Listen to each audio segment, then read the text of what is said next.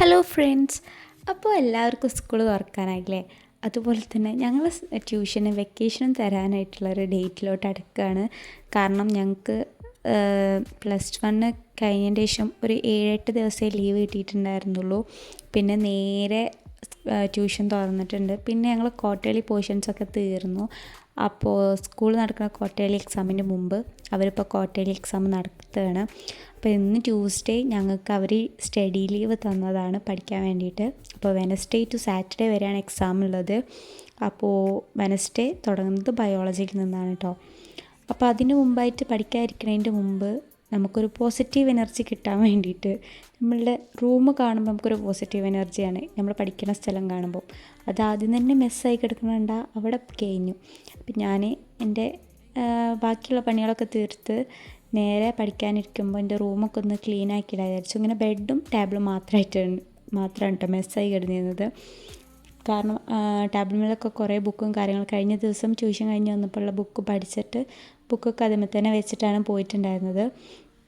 അപ്പോൾ ഞാനിപ്പോൾ ടേബിളിന്മേൽ ബയോളജിൻ്റെ ബുക്ക് മാത്രമേ വെക്കുന്നുള്ളൂ. പിന്നെ എനിക്ക് എന്താ പറയുക, ഈ ക്വാർട്ടർലി എക്സാമിൻ്റെ കൂടെ തന്നെ അവർ ഒരു ½ ആൻ അവർ എൻട്രൻസ് എക്സാമും കൂടി നടത്തുന്നുണ്ട്. ബയോളജിൻ്റെ എൻട്രൻസ് ക്വസ്റ്റ്യൻസ് വെച്ചിട്ട് വേറൊരു പേപ്പർ, ഒരു 2.5 മണിക്കൂർ സാധാ എക്സാമും അതേപോലെ തന്നെ ബാക്കി 1/2 മണിക്കൂർ എൻട്രൻസ് എക്സാമും നടത്തുന്നുണ്ട് കേട്ടോ. അപ്പോൾ ഏകദേശം ബയോളജിയൊക്കെ ഞാൻ കഴിഞ്ഞ എൻ്റെ സ്റ്റഡി വ്ളോഗ് കണ്ടവർക്കറിയാം. ബയോളജിയൊക്കെ ഞാൻ എടുത്ത പോർഷൻസ് അപ്പം തന്നെ പഠിച്ചു പോകുന്നതുകൊണ്ട് എനിക്ക് ജസ്റ്റ് വായിച്ച് നോക്കാനും പിന്നെ ഒരു ചാപ്റ്റർ ഉണ്ട് പ്രിൻസിപ്പിൾ ഓഫ് ഇൻഹെറിറ്റൻസ്, അത് എനിക്ക് ജസ്റ്റ് പഠിക്കാനും ഉണ്ട് നോട്ട് എഴുതാനും ഉണ്ട്. കാരണം ഞാൻ ആ ക്ലാസ്സിന് പോയിട്ടില്ലായിരുന്നു, എനിക്ക് വയ്യാഞ്ഞിട്ട്. ഞാൻ പോയിരുന്നു, ബട്ട് ക്ലാസ് പകുതി വെച്ചപ്പോൾ ഞാൻ പകുതിയല്ലേ ഗാലായപ്പോൾ തന്നെ ഞാൻ പോന്നിട്ടുണ്ടായിരുന്നു, എനിക്ക് വയ്യാഞ്ഞിട്ട്. അപ്പം അതിൻ്റെ നോട്ടും ജസ്റ്റ് ആ ചാപ്റ്ററൊക്കെ ഒന്ന് വായിച്ച് സെറ്റാക്കണം, കാരണം ക്ലാസ്സിൽ ഇരുന്നിട്ടില്ല. പിന്നെ അതേപോലെ ഇതാണ് എൻ്റെ ബയോളജിൻ്റെ എൻട്രൻസിൻ്റെ ബുക്ക്. ഇത് ഞാൻ മേടിച്ചതൊന്നുമല്ല കേട്ടോ, എൻ്റെ ഫ്രണ്ട് അവരെ ഏതോ ഫ്രണ്ടായിട്ട് എൻട്രൻസ് എക്സാം എഴുതിയിട്ട് ഉള്ള ബുക്കാണ് കേട്ടോ. അപ്പോൾ അതെനിക്ക് കൊണ്ടുവന്നതാണ് പഠിക്കാനായിട്ട്. അപ്പോൾ അതൊക്കെ കഴിഞ്ഞു, ടേബിളും സെറ്റാക്കി വെച്ചു, എൻ്റെ ബെഡും സെറ്റാക്കി വെച്ചു. ഇപ്പോൾ പഠിക്കാൻ തോന്നുന്നുണ്ട് കേട്ടോ. മറ്റേത് ഒക്കെ സെറ്റാക്കി വെച്ചാലേ അതുകൊണ്ട് പഠിക്കാനിരിക്കാനൊരു എന്താ പറയുക, ഒരു സമാധാനം ഉണ്ടാവുള്ളൂ. ഇല്ലെങ്കിൽ മൊത്തം മെസ്സായിട്ടല്ലേ കിടക്കുക. പിന്നെ ഞാനിത് ഇന്നലെ രാത്രി കൊണ്ടുവന്ന് നിറച്ച് വെച്ച വാട്ടർ ബോട്ടിലാണ് കേട്ടോ പഠിക്കാതിരിക്കുമ്പോൾ. ഞാൻ ഇന്നലെ രാത്രി എന്താ പറയുക സ്റ്റഡി വ്ളോഗ് ഷൂട്ട് ചെയ്യാമെന്നാണ് വിചാരിച്ചത്, ബട്ട് എനിക്കെന്തോ മൂഡും കാര്യങ്ങളൊന്നും ഇല്ലായിരുന്നു. അങ്ങനെ പിന്നെ നേരെ പുറത്ത് നോക്കിയപ്പോൾ ഇപ്പം രാവിലെ ടൈം 10:35. നിങ്ങൾ കണ്ടില്ലേ, എപ്പോഴും ഒരു റെയിനി ഡേ ആയതുകൊണ്ട് എന്താ പറയുക ഭയങ്കര മൂടിക്കെട്ടലാണ് കേട്ടോ. അങ്ങനെ പിന്നെ അതൊക്കെ നോക്കിയിട്ട് ഞാൻ നേരെ പഠിക്കാനിരുന്നു. ഇപ്പം തന്നെ ഒരു 10:45-11 മണി ആവാനായിട്ടുണ്ടാവും. ഞാൻ ഫസ്റ്റ് തന്നെ എനിക്ക് കംപ്ലീറ്റ് ആക്കാനുള്ള പ്രിൻസിപ്പിൾ ഓഫ് ഇൻഹെറിറ്റൻസിൻ്റെ നോട്ട് എഴുതാൻ പോവുകയാണ് കേട്ടോ. ആദ്യം തന്നെ പിന്നെ നോട്ട് അങ്ങോട്ട് എഴുതി കഴിഞ്ഞിട്ടുണ്ടെങ്കിൽ പിന്നെ നോട്ട് എഴുതലൊന്നും നമുക്ക് നോക്കേണ്ട ആവശ്യമില്ല. അത് കഴിഞ്ഞിട്ടുണ്ടെങ്കിൽ ഇതിൻ്റെ സോളജിയും ബോട്ടണിയൊക്കെ നോട്ടും ഫുള്ളാണ്. അപ്പോൾ നമ്മൾ ആദ്യം തന്നെ ആ ഒരു നോട്ട് എഴുതി തുടങ്ങുകയാണ്. ഞാൻ ആകെ കുറച്ചേ എഴുതിയിട്ടുണ്ടായിരുന്നുള്ളൂ. ഈ കുട്ടീൻ്റെ 3ാമത്തെ പേജ് എനിക്ക് ജസ്റ്റ് 1.5 പേജ് ആയിട്ടുണ്ടായിരുന്നുള്ളൂ. അപ്പോൾ എനിക്ക് അങ്ങനെ എഴുതാനുള്ളത് കുറച്ചുള്ളൂ കേട്ടോ. പക്ഷേ നമുക്ക് ആ കുട്ടിയെ നോട്ട് അയച്ചു തന്നപ്പോൾ നമുക്ക് കുറേ ആയിട്ട് തോന്നുന്നുണ്ട്. പ്രിൻസിപ്പിൾ ഓഫ് ഇൻഹെറിറ്റൻസ് ചാപ്റ്റർ മൊത്തം എടുത്ത് കഴിഞ്ഞോ ഇല്ലയെന്നൊന്നും എനിക്കറിയില്ല. ഞാൻ പിന്നെ ചോദിക്കാനും പോയിട്ടില്ല, ഞാൻ മറന്നു. അപ്പോൾ നമ്മൾ എടുത്ത വരെയാണെന്നുണ്ടെങ്കിൽ എടുത്ത വരെ പഠിക്കാം, അതേ നമ്മളെ കൊണ്ട് പറ്റുള്ളൂ. പിന്നെ ഞാൻ ആദ്യം തന്നെ പഠിക്കാനിരിക്കുമ്പോൾ എല്ലാവർക്കും വേണ്ടതുപോലെ തന്നെ എനിക്കും എസെൻഷ്യലായിട്ടുള്ള കാര്യങ്ങൾ എടുത്തു. പിന്നെ ഈ റെഡ് പെന്ന് ഞാൻ ഇമ്പോർട്ടൻറ്റ് പോയിൻറ്റ്സ് എഴുതാനും പിന്നെ ഹെഡിങ് എഴുതാനുമാണ് യൂസ് ചെയ്യൽ. പിന്നെ ബ്ലാക്ക് പെന്നാണ് കേട്ടോ ഞാൻ ഇപ്പോൾ യൂസ് ചെയ്തുകൊണ്ടിരിക്കുന്നത്. അത് ഇടയ്ക്ക് ബ്ലൂ പെന്നിനോട് ഒരു ക്രൈസാണ്, പിന്നെ ഇടയ്ക്ക് ബ്ലാക്കിനോട്. +1 മൊത്തം ഞാൻ ബ്ലൂ ആയിട്ടായിരുന്നു. പിന്നെ ഇവിടെ ട്യൂഷന് വന്നപ്പോൾ +1 ലാസ്റ്റ് 1 മന്ത് ഞാൻ ബ്ലാക്ക് ആയിട്ടാണ് യൂസ് ചെയ്തത്. പിന്നെ ട്യൂഷനിലോട്ട് വന്നപ്പോൾ ബ്ലാക്ക് തന്നെയാണ്. ഇനിയിപ്പോൾ എനിക്ക് ബ്ലൂ ആക്കാനുള്ള ഒരാഗ്രഹമുണ്ട്, അങ്ങനെ ബ്ലൂ ആക്കും. ഇനി സ്കൂൾ തുറക്കുമ്പോൾ ബ്ലൂ പെൻ മേടിക്കണം.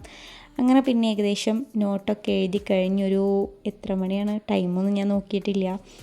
ഇതുവരേക്കും ഞാൻ കുളിച്ചിട്ട് കാര്യങ്ങളൊന്നും ഇല്ലായിരുന്നു. നേരെ എൻ്റെ പണിയൊക്കെ കഴിഞ്ഞു, റൂമൊക്കെ ക്ലീനാക്കി നേരെ പഠിക്കാതിരുന്നതാണ്. നോട്ട് എഴുതി കഴിഞ്ഞതിൻ്റെ ശേഷം എന്തായാലും ബാക്കിയുള്ള കാര്യങ്ങളൊക്കെ ചെയ്യാമെന്ന് വിചാരിച്ചു. അങ്ങനെ നോട്ട് എഴുതി കഴിഞ്ഞ് കുറച്ച് എന്താ പറയുക സമയത്തിന് ശേഷം ഞാൻ നേരെ സുവോളജി പഠിക്കാനാണ് കേട്ടോ വന്നത്. സുവോളജി പഠിക്കാനല്ല, ജസ്റ്റ് വായിക്കാനേ ഉണ്ടായിരുന്നുള്ളൂ. ചാപ്റ്റർ 1 ഹ്യൂമൻ റീപ്രൊഡക്ഷൻ എന്ന് പറഞ്ഞ ചാപ്റ്ററാണ്. അപ്പോൾ ഇത് കുറച്ചേ ഉണ്ടായിരുന്നുള്ളൂ കേട്ടോ. പിന്നെ സുവോളജിയിൽ തന്നെ 3 ചാപ്റ്റർ അങ്ങനെ എന്തോ പഠിക്കാനുള്ളൂ. അത് കഴിഞ്ഞതിൻ്റെ ശേഷം ഹ്യൂമൻ റീപ്രൊഡക്ഷൻ കഴിഞ്ഞാൽ പിന്നെ റീപ്രൊഡക്റ്റീവ് ഹെൽത്താണ്. അതും ഞാൻ പഠിച്ച ചാപ്റ്ററാണ്. എനിക്ക് പ്രിൻസിപ്പിൾ ഓഫ് ഇൻഹെറിറ്റൻസ് മാത്രമേ പഠിക്കാനുണ്ടായിരുന്നുള്ളൂ. അപ്പോൾ ജസ്റ്റ് ആ 2 ചാപ്റ്റർ ഹ്യൂമൻ റീപ്രൊഡക്ഷനും റീപ്രൊഡക്റ്റീവ് ഹെൽത്തും ജസ്റ്റ് ഒന്ന് വായിച്ച് വിടാനേ ഉണ്ടായിരുന്നുള്ളൂ. അത് കഴിഞ്ഞപ്പോൾ കുറച്ച് ബ്രേക്ക്, ഇതിൻ്റെ ഇടയ്ക്ക് ഞാൻ ബ്രേക്കൊക്കെ എടുത്തിട്ടുണ്ട്, അന്ന് ഞാൻ കാണിച്ചിട്ടില്ല. അങ്ങനെ ബ്രേക്ക് എടുത്തതിൻ്റെ ശേഷം ബ്രേക്ക് എടുക്കുകയെന്നുണ്ടെങ്കിൽ അതൊരു വലിയ ബ്രേക്കാവും, അതുകൊണ്ടാണ് ഞാൻ പിന്നെ കാണിക്കാതിരുന്നത്. അങ്ങനെ പിന്നെ ബോട്ടണിയിൽ ഞങ്ങൾക്ക് സെക്ഷൽ റീപ്രൊഡക്ഷൻ ഫ്ലവറിങ് പ്ലാന്റ്സും പിന്നെ ബയോടെക്നോളജി പ്രിൻസിപ്പിൾസ് ആൻഡ് പ്രോസസ്സാണ് പഠിക്കാനുള്ളത്. എക്കോസിസ്റ്റം പിന്നെ ലാസ്റ്റ് ക്വാർട്ടേർലി കഴിഞ്ഞിട്ടുള്ള ചാപ്റ്റർ ആയതുകൊണ്ട് എക്കോസിസ്റ്റം ആഡ് ചെയ്തിട്ടില്ല. ബട്ട് എക്കോസിസ്റ്റം ഫസ്റ്റ് തന്നെ ഞങ്ങൾക്ക് എടുത്തു കഴിഞ്ഞിട്ടുണ്ടായിരുന്നു കേട്ടോ. അതൊരു ചെറിയ ചാപ്റ്റർ ആയതുകൊണ്ട് സാർ പെട്ടെന്ന് എടുത്തിട്ടുണ്ടായിരുന്നു. ബയോടെക്നോളജി ഏകദേശം കഴിയാനായി എന്നാണ് എൻ്റെ ഒരു നിഗമനം. കഴിയാനായിട്ടുണ്ട്. അപ്പോൾ അതും എടുത്ത് വരെ പഠിക്കാനും പറഞ്ഞിട്ടുണ്ടായിരുന്നു. ബയോടെക്നോളജിയും എനിക്ക് ജസ്റ്റ് പഠിക്കാനുണ്ട്, കാരണം ഞാൻ പഠിച്ചിട്ടില്ലായിരുന്നു. ഇതിപ്പോൾ അടുത്ത് 2-3 ദിവസം മുന്നേ എടുത്ത ചാപ്റ്ററാണ്. ബട്ട് ഞാൻ അന്ന് ജസ്റ്റ് വന്ന് വായിച്ച് നോക്കിയിട്ടുണ്ടായിരുന്നുള്ളൂ, പഠിച്ചിട്ടുണ്ടായിരുന്നില്ല. അപ്പോൾ എനിക്ക് ജസ്റ്റ് ഒന്ന് പഠിക്കാനുണ്ട്. അപ്പോൾ അതും പഠിച്ച് കഴിഞ്ഞതിൻ്റെ ശേഷമാണ് പിന്നെ ഞാൻ എൻ്റെ ടെക്സ്റ്റ് ബുക്കിൻ്റെ കാര്യത്തിലോട്ട് കടന്നത്. കാരണം എൻട്രൻസ് എക്സാം നടത്തുമെന്ന് പറഞ്ഞിരുന്നല്ലോ. അപ്പോൾ അതിലുള്ള ഡയഗ്രാംസും പിന്നെ വലിയ ടഫുള്ളതാവില്ല തരുന്നത്, കാരണം തുടക്കമല്ലേ. അപ്പോൾ കുട്ടികൾക്ക് ഇങ്ങനെ മാനേജ് ചെയ്യാൻ പറ്റുന്ന ക്വസ്റ്റ്യൻസ് നീറ്റ് ബേസ്ഡ് ആയിട്ട് തന്നെ ഞങ്ങൾക്ക് മാനേജ് ചെയ്യാൻ പറ്റുന്നതായിരിക്കും തരിക.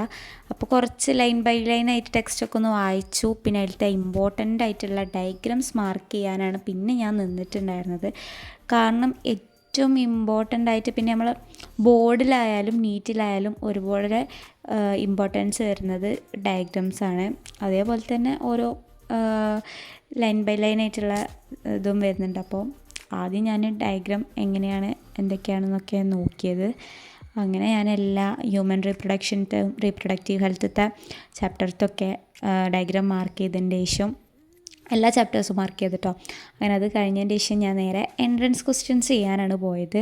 ഇതിലും തന്നെ നമ്മുടെ ടെക്സ്റ്റ് ബുക്കിലത്തെ ഇങ്ങനെ വിവരിച്ച് തരുന്ന ഇതില്ലേ, മീൻസ് ടെക്സ്റ്റ് ബുക്ക് തന്നെയാണ് അത്. ഓരോ ടോപ്പിക്കും വിവരിച്ച് തന്ന് ലാസ്റ്റിലേക്കാണ് എക്സസൈസ് 1 എക്സസൈസ് 2 പിന്നെ എന്ന് പറഞ്ഞിട്ട് കുറേ ക്വസ്റ്റ്യൻസ് നമുക്ക് തരും. ഓരോ ചാപ്റ്റർ വൈസാണ്. +1 +2 ഇൻക്ലൂഡ് ചെയ്തിട്ടുള്ള ബുക്കാണ് കേട്ടോ അത്. അപ്പോൾ ഞാൻ അതിൽ കുറേ ക്വസ്റ്റ്യൻസ് ചെയ്ത് നോക്കി. നമുക്ക് അതിൽ തന്നെ ബാക്കിൽ ആ ഓരോ ചാപ്റ്ററിൻ്റെയും ലാസ്റ്റാണ് ഫസ്റ്റ് വിശദീകരണം കൊടുത്തിട്ട് പിന്നെ ക്വസ്റ്റ്യൻസ് കൊടുത്തിട്ട് പിന്നെ അതിൻ്റെ ലാസ്റ്റ് ആൻസർ കീ ഉണ്ടാവും. അപ്പോൾ നമുക്ക് എന്തെങ്കിലും ഡൗട്ട് ഉണ്ടെങ്കിൽ ആൻസർ കീ നോക്കാം. ആൻസർ കീ തരുമ്പോൾ നമുക്ക് എന്തുകൊണ്ടാണ് ആ ആൻസർ വന്നത്, മറ്റുള്ള ആൻസർ എന്തുകൊണ്ട് വന്നില്ല, അതൊക്കെ പറഞ്ഞിട്ട് ഒരു ബ്രീഫായിട്ട് എല്ലാത്തിനും പറ്റി പറയുന്നുണ്ട്. അപ്പോൾ നമുക്ക് സിമ്പിളാണ് മനസ്സിലാക്കാനും.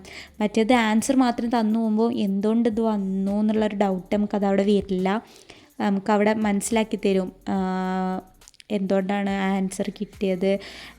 പിന്നെ ഓഡ് 1 ആണ് സെലക്ട് ചെയ്താൽ പിന്നെ എന്തുകൊണ്ട് നമ്മൾ ആ ഓഡ് 1 സെലക്ട് ചെയ്തു, അങ്ങനത്തെ ഒക്കെ കാര്യങ്ങളൊക്കെ ചോദിക്കാവുന്നു.